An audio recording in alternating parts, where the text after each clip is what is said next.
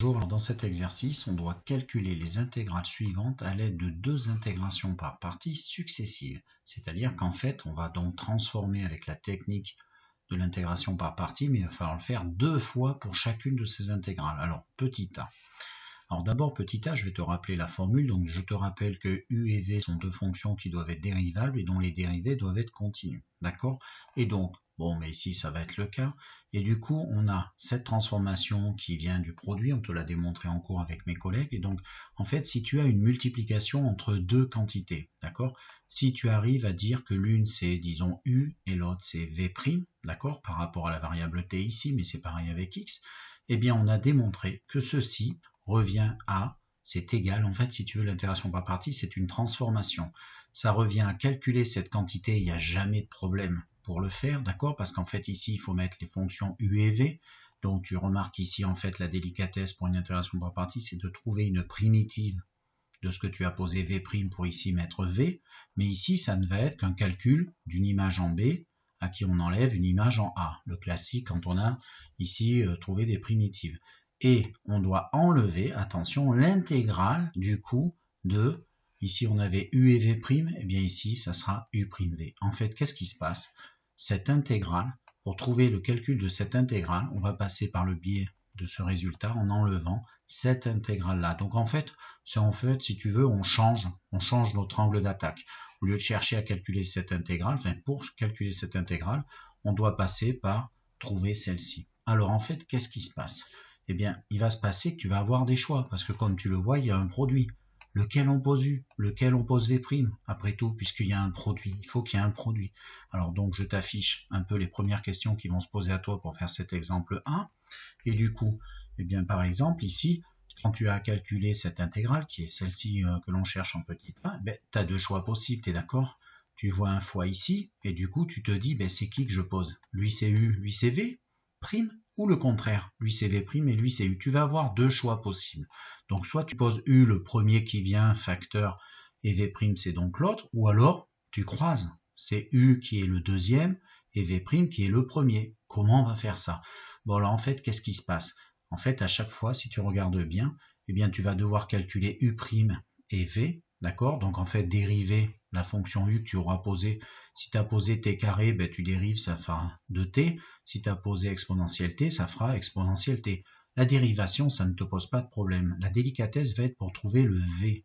Alors, si tu as posé V' égale exponentielle t, il se trouve que le V n'est pas très compliqué, c'est exponentielle t également. Trouver une primitive d'exponentielle t, c'est elle-même, comme pour la dérivée, cas particulier. Et trouver une primitive de V', ici, avec t carré, ça serait donc t3 sur 3. Bon, alors qu'est-ce qui se passe? Le problème, c'est que si on prend, disons, t3 sur 3 couplé ici avec exponentielle t, ben ici, on va obtenir une intégrale qu'il va falloir en faire quelque chose avec du t3 sur 3 fois exponentielle t. Et problème, ben, ça paraît déjà un petit peu plus embêtant, tu vois. Alors, quelle question à te poser? La délicatesse se fait sur la primitive v de v'. Est-ce qu'il est plus facile à trouver avec le choix 1 ou le choix 2? D'accord? Et en fait, quelle transformation peut aboutir parmi tes deux possibilités? Alors, tu vas voir, et tu as déjà dû entendre par rapport à ce que je viens de te dire, c'est qu'en fait, il y a une transformation. Tu vois, ici, tu as un polynôme. Et ce polynôme, eh bien, en fait, si tu cherches des primitives de ce polynôme, tu vas avoir t3 sur 3, tu vas remonter en degrés, des t4 sur 4 avec, etc., des coefficients, alors que la dérivation d'un polynôme, ça diminue ton degré de 1. T carré devient du 2t, puis si on redérive, du 2t devient du t, tu vois? Alors que l'autre fonction, finalement, qu'on cherche des primitives ou des dérivées, ça donnera toujours exponentielle t. Donc si tu veux arriver à ce que tes transformations successives fassent apparaître dans ta deuxième partie une intégrale qui soit sympathique à calculer à un moment donné, d'accord? Eh bien, il faut essayer ici de faire descendre ces degrés et du coup de dériver ça. Donc si on dérive t carré, eh bien il vaut mieux poser donc u égale t carré, d'accord? Et voilà, c'est ce qu'on va faire, on va poser u égale t carré. De toute façon, tu peux essayer au départ, tu vas voir que tu vas partir dans des impasses si tu fais le mauvais choix de qui est u, qui est v'. Donc ici, moi l'observation se joue là-dessus, tu vois, par habitude, je sais qu'en dérivant des polynômes, ça diminue le degré un jour ou l'autre, je peux avoir une constante, et s'il n'y a plus de constante, une constante qui va apparaître ici, hein. Après transformation, tu verras au cours de la résolution. Allez, c'est parti. Donc moi, je fais le choix 1, c'est-à-dire je vais poser u égale t carré et v' égale exponentielle t. Donc je t'affiche les premiers calculs, du coup c'est qu'une formule à appliquer, hein.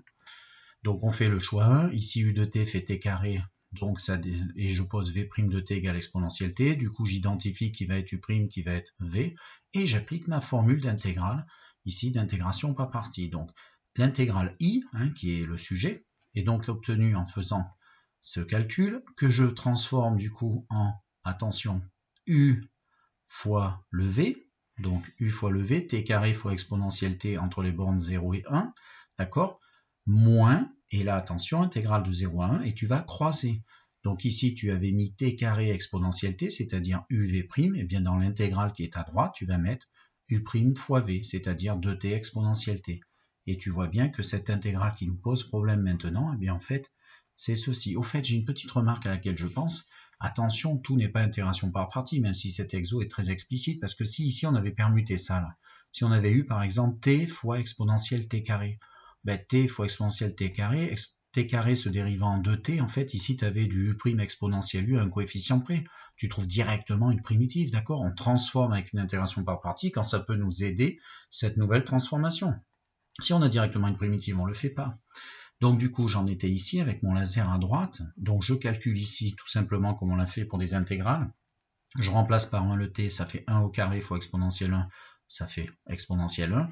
Et en mettant le 0 là-dedans, 0 au carré fois n'importe quoi, ça fait 0. Donc finalement, ce que je t'ai mis en vert ici, ça vaut exponentielle.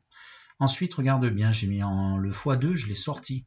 Tout simplement parce que j'ai envie de simplifier, j'utilise la propriété de linéarité, une constante multiplicative peut sortir, et du coup cette intégrale qui est en deuxième partie précédant moins devient moins 2 fois celle-ci que je choisis d'appeler j. D'accord? Et du coup mon intégrale i de départ est égale à e moins 2j. Et donc, qu'est-ce qui se passe? Finalement, je dois maintenant calculer ça, et c'est pour ça que dans l'énoncé, on te dit à l'aide de 2 intégrations par partie. D'accord? Je vais en refaire une pour lui, et que tu as remarqué que le premier passage m'avait diminué ici la puissance de t passant de 2 à 1, eh bien je vais essayer de partir en une constante avec ça. Et en fait, je vais reposer exactement la même chose. On refait la même technique. Donc je vais assez vite. Je vais aller un petit peu plus vite. J'identifie toujours mes fonctions pour t'assister, t'aider. Même pour cette intégrale que j'ai nommée j, d'accord, je repose u, lui, et v' lui. Pourquoi? Parce que s'il y a u, on se souvient que dans l'intégrale qui est transformée, eh bien on aura u' ici, et donc on aura la dérivée de t qui va donc être de 1, d'accord? Tu poses tes deux choix, et ensuite ben, tu identifies, donc la dérivée de t c'est 1, la primitive d'exponentielle t c'est exponentielle t, et tu appliques ta formule. Donc j est égal à, ici tu mets u fois v, donc t fois exponentielle t, et tu reportes les bornes entre 0 et 1, moins intégrale de 0 à 1, tu avais mis u et v'. Au fait, cette formule, elle est... c'est la même si tu mets ici v et u', ça n'a aucune importance. Ce qu'il faut que tu comprennes bien, c'est qu'ici, quand il y a une fonction, elle a sa dérivée de l'autre, ben ici, c'est le croisement, quoi. Voilà, tout simplement.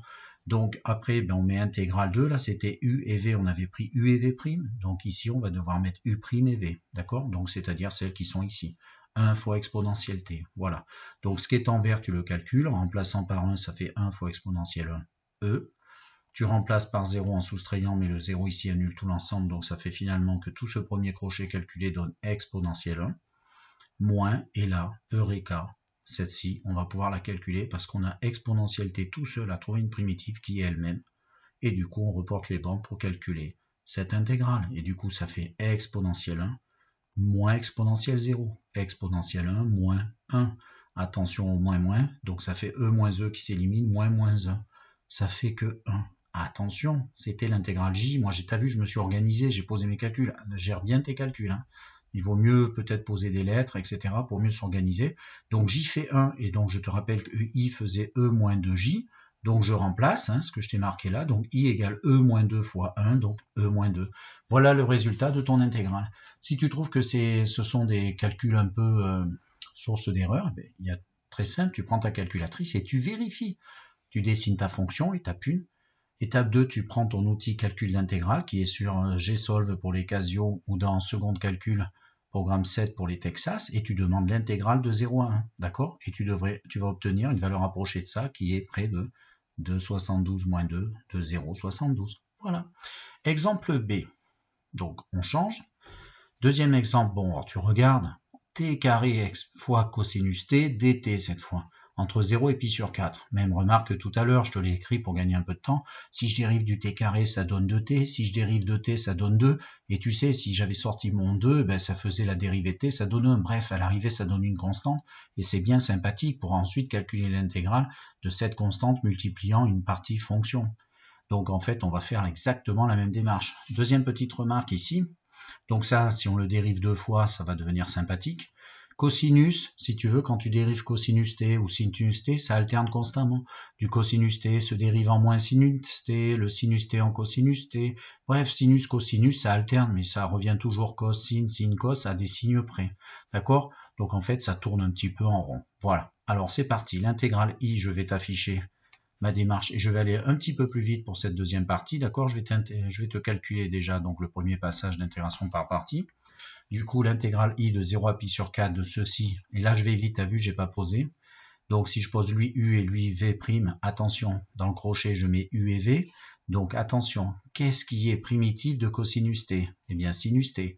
Donc ça c'est v, ça c'est ton u, copier-coller, calculé entre 0 et pi sur 4, moins intégrale de 0 à pi sur 4, attention, u', donc dérivée de t carré de t, fois ce que tu avais mis là, ton v, donc sinus t. Voilà, tu arranges un petit peu tout ça, donc je calcule ce crochet, donc ça fait, je remplace pas pi sur 4, ça fait pi sur 4 au carré fois sinus pi sur 4, moins, et tu remplaces par 0, mais quand tu as un 0 dans un produit comme 0 au carré, ça fait 0.